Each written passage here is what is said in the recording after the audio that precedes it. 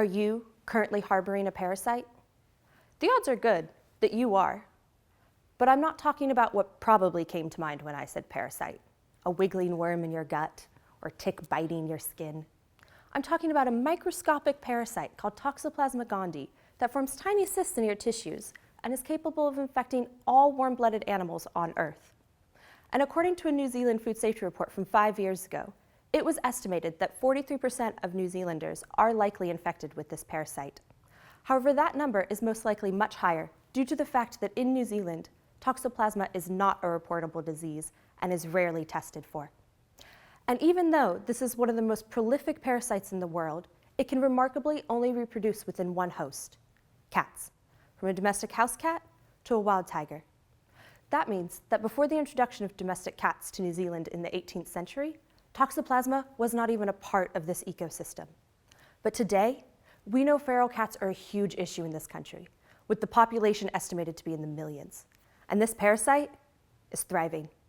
In fact, we're seeing news outlets reporting on the devastating consequences of this parasite, with headlines stating the illness and death it is causing in iconic native species, like kiwi, kia, and even Hector's dolphins.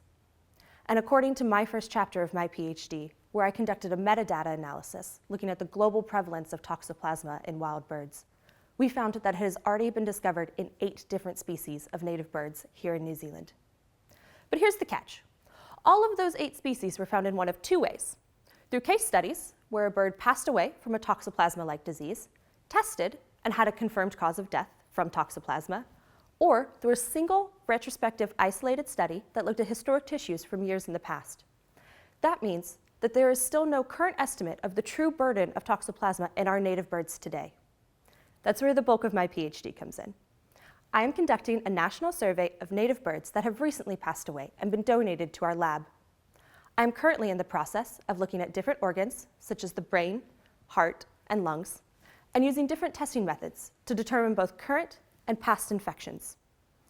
The aims of this study are to uncover what birds are most infected, what organs are most affected, and whether some birds might be at higher risk due to their diet, habitat, or behavior. Ultimately, I want to understand how Toxoplasma is impacting our unique species of native birds here in New Zealand, and whether our birds might even be helping spread it to other species. Because when we think of threats to biodiversity, we think of things like climate change, habitat loss, or even introduced predators. But sometimes the threat is much smaller and much sneakier. Thank you.